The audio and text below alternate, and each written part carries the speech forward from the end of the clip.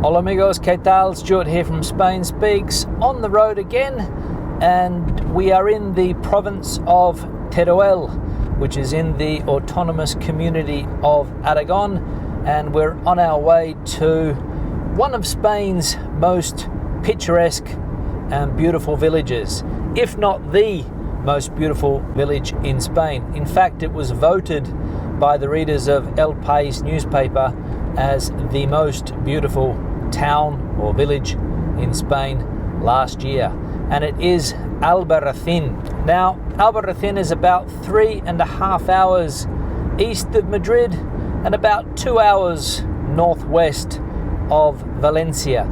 So it's not difficult to get to. There's no major highways connecting this part of the world with the big cities, so you've got to go on to some of the more local roads, but that's all part of the adventure of driving around Spain.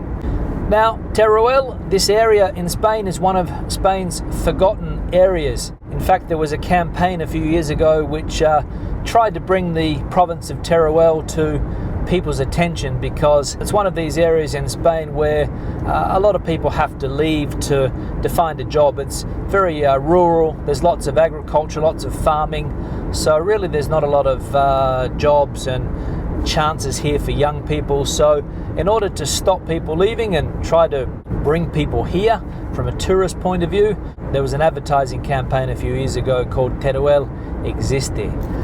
But this particular village, Albarracín, is, in my opinion, and obviously the opinion of lots of other people, one of the most spectacular places to visit in Spain. We were here about 13 years ago, and it was spectacular then, and I'm sure that it's going to be even more spectacular now, given the rise of tourism over the last few years.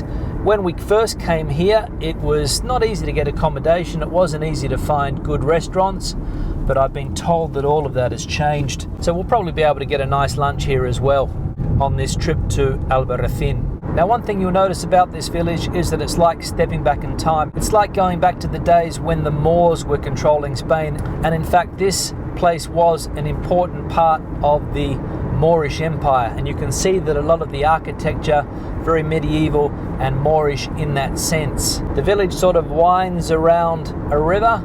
You start at the bottom and you work your way to the top. You can't take cars up to the higher parts, or at least tourists can't, so you have to park down the bottom and then you walk up the narrow streets until you get to the top. Not everybody can make it to the top. It's a fairly steep trek, but when you do get to the top, the views are magnificent.